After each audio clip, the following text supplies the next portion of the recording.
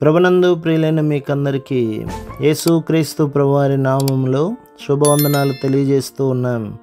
దైవజనులు బ్రదర్ భక్త సింగ్ గారి పరిచర్యలో నుండి అలసిన వాణిని ఓరడించు మాటలు. నవంబరు 27. నేడు మీరు ఆయన శబ్దమును వినిన ఎడల మీ హృదయములను కఠినపరచుకొనకుడి. హెబ్రీ పత్రిక 3:15. విశ్వాసులముగా మనలను మనము అప్పగించుకొనుటకు నేర్చుకొనవలెను. చిన్నలారా, మీరు పెద్దలకు లోబడి ఉండుడి. మీరందరూ ఎదుటివాని ఎడల దీన మనస్సు అను వస్త్రము ధరించుకొని మిమ్మల్ని అలంకరించుకొనుడి. దేవుడు అహంకారులను ఎదురించి దీనులకు కృప అనుగ్రహించును. పేతురు రాసిన మొదటి పత్రిక 5:5. అదే తలంపు మనకు హెబ్రీ పత్రిక 13:17 కనబడును. మీ పైని నాయకులుగా ఉన్నవారు లెక్క ఒప్పచెప్పవలసిన వారి వలె మీ ఆత్మలను కాయిచున్నారు. వారు దుఃఖముతో ఆ పని చేసిన ఎడల మీకు నిష్ప్రయోజనము గనక దుఃఖముతో కాక ఆనందముతో చేయనట్లు వారి మాట విని వారికి లోబడి ఉండుడి. మనము సహవాసములో కలిసి జీవించుటకు, లోబడి ఉండుటకు, ఒకరి నిమిత్తము ఒకరు ప్రార్థించుటకు, మన అవసరముల కొరకు పెద్దల ప్రార్థన సహకారమును వెతుకుటకు మనము నేర్చుకొనవలెను. పేతురు రాసిన మొదటి పత్రిక 5:6 ప్రకారం మనలను మనము తగ్గించుకొనిన ఎడల ప్రభు మనలను హెచ్చించును. విశ్వాసులముగా మనలను మనము తగ్గించుకొని పాఠము నేర్చుకొని ప్రభువుని హెచ్చించవలెను. మత్తయి సువార్త 23:11-12.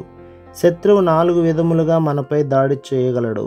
వాడు గర్జించు సింహము వలె మనపై దాడి చేయవచ్చును. నిబ్బరమైన బుద్ధి గలవారై మెలకుగా ఉండుడి. మీ విరోధి అయిన అపవాది గర్జించు సింహం వలె ఎవరిని మృంగుదనా అని వెతుకుచూ తిరుగుచున్నాడు. పేతురు రాసిన మొదటి పత్రిక 5:8. రెండవదిగా, వాడు మనపై క్రూరమైన తోడేలు వలె దాడి చేయను.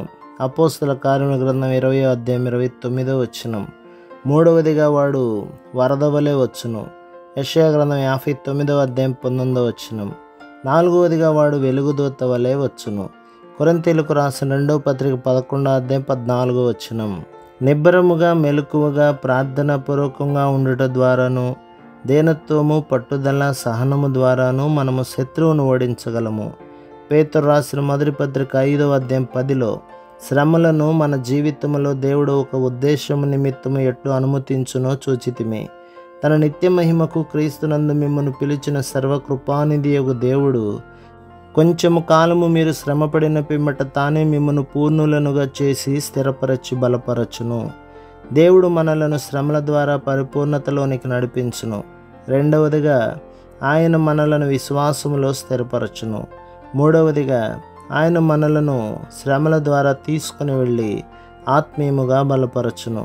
పర్వతములపై ఉన్న చెట్లు తుఫానుల ద్వారా బలముగా, దట్టముగా నొగును. అంతేకాక దేవుడు మనలను స్థిరపరిచి కలవరపడకుండా నిశ్చలముగా ఉండునట్లు చేయును. కాబట్టి 4 అంతల ఉద్దేశము నిమిత్తము కృపగల దేవుడు మన జీవితంలోనికి శ్రమలను అనుమతించును.